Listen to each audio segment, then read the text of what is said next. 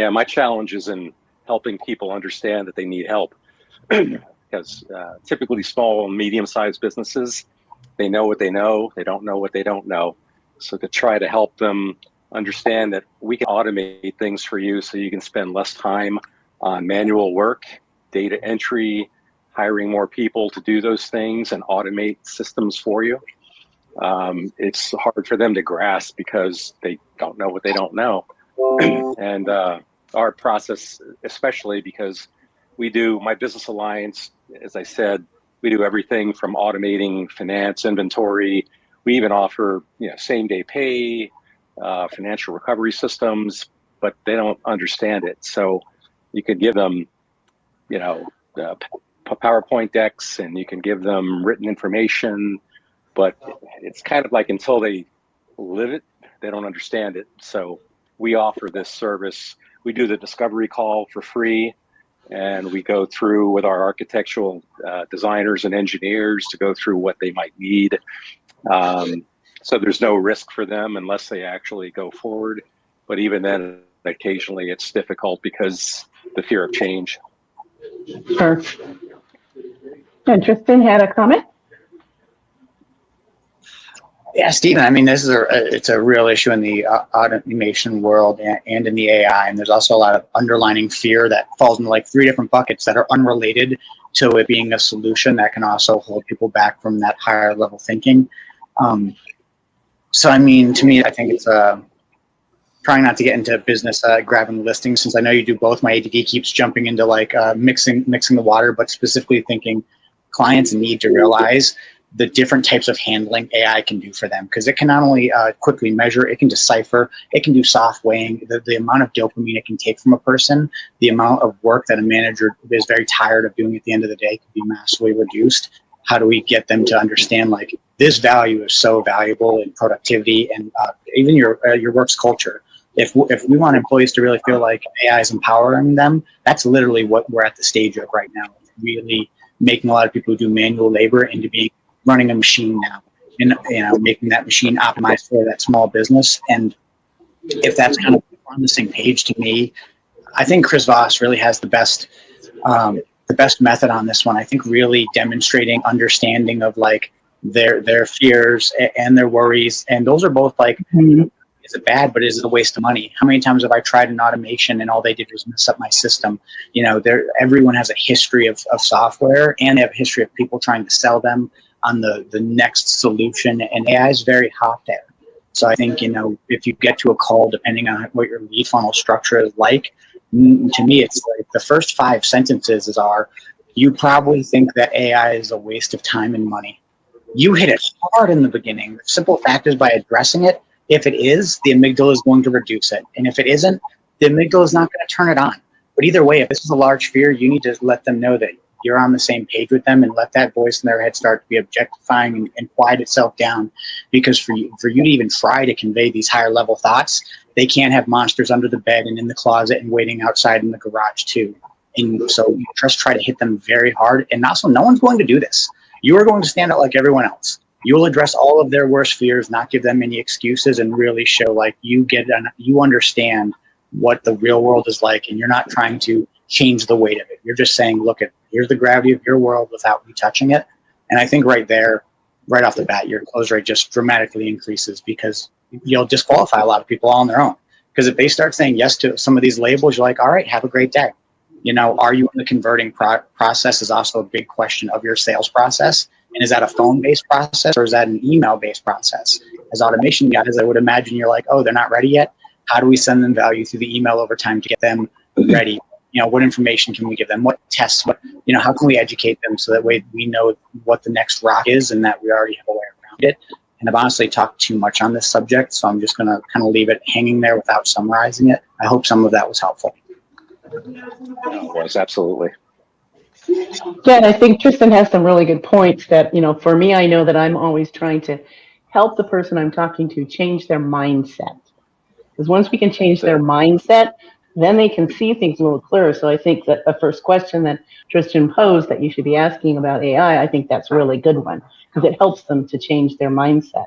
So, and that helps them to start the evolution from a business owner that has a job to a CEO that has a business, and to understand in order to grow and really grow in a stable way that's what you need to do. Yeah, and it's frustrating because 80% of businesses are research-based or underserved when it comes to technology and automation. True. But a lot of it comes down to trust too. And I get it. People don't know you. A lot of my business is referral based. But I really sincerely want to help as many businesses as I can, because the more time they can work on their business, not in their business, the more they can grow. The thinner they can get in terms of expenses, the more automated, system-based they can get, so they can really start to focus on what's 6 months, 12 months down the road in terms of growth and expansion and new features and new products. But to help them get through that, and trust me, mindset, I actually have a book published on mindset called The Secrets of the Life Well Lived. But I'm an NLP certified trainer, but it's hard to take that information and give it to people that don't understand it without some time and attention. And it typically takes, in my view, my experience, 7 to 9 touches, emails, quick phone calls, texts, whatever it is, for them to start to gain trust and confidence that you're there truly to serve them, because that's what I try to do. Because if I can give value and service to companies, and then when they're ready to sell in 3 or 5 years, then they're more trusting of me to help them actually sell their business or buy another business too. But yeah, great points, Tristan, and I definitely will take that into account for sure. Go ahead, Tristan. A quick follow-up, Stephen. Now I'm hearing what you're saying, and then I'll make it short, Ted, so you can jump in, because I think you just raised your hand. I think a lot of it, consider like what they're actually doing, and then break it down to a couple how boxes. Now make this a comic book slideshow. Have that how, each with an individual person doing it with a different hat. Really show how many different tasks are being broken down when a manual process. Hey, this person does X, Y, Z. Oh, that's X1, X1.2, X1.3, and then shift down. And there's 3 different ways. As you know, how you implement automation can completely change that picture before you rehatify it. But a lot of it's been pick a specific solution and then really show them as many visual representations of what work that really is and how many people even a single person is being, and look at how much we can reduce the people in them and how much we can support whatever that human aspect is that needs to be magnified. But I think it's very picturey, and I think it is in like a comic strip of almost a person for each how or the what, because that's kind of what we need to convey, and we need to stimulate that. It is a whole thing, and we're reducing whole things when doing this. Look at how effective and efficient it is. Go ahead. A couple of questions in the circumstances. Steve, do you tend to have more trouble finding clients or closing the prospects that you found? Yeah, I would say it's probably, Ted, a blend of the two, really. Because again, a lot of the referral clients I get are pretty easy because they either know me or they know others who I've done work with. And then there's that trust is automatically embedded to some extent. And, to Tristan, to your point, I do have flow charts and infographics and things of that sort to share with new people, but quite often they don't understand them because either they don't understand the technology, or they don't understand how this might work in their business. But to answer your question, Ted, yeah, it's a blend of the two. It really is.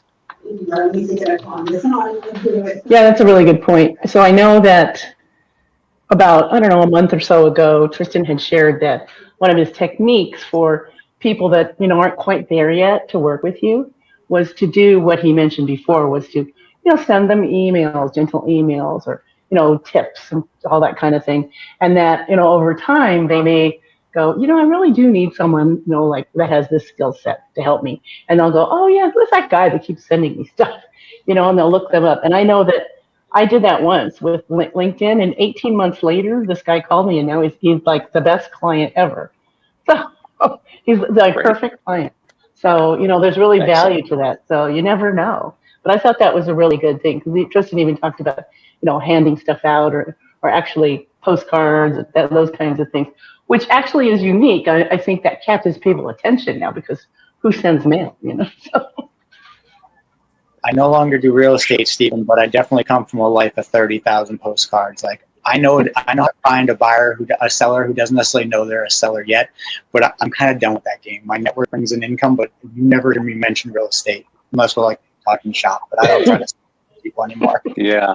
Yeah. And that point, it's a valid point. I don't like to be the guy that sends an email every day to people and, oh no. pester them with constant marketing. My focus is on helping businesses, and I really try to really spend 90% of my time doing that. But it's a point well taken, as you have to, for me, the best advice I ever got in marketing is find the people that already want what you have to offer. Don't try to sell people who don't need what you have, because it's a waste of time, right? So that's the sort of fine edge there, is how do you zero in on the people that have the confidence, have the need, have the business savvy, and understand what this can do for their business, for growth, for the long term, helping employees have a better experience at work, helping their business get more refined, getting more profitable, having the ability to, pick their head up and look down the road and say, what can I do now to work on my business to grow it, rather than putting out fires all day. But appreciate the input.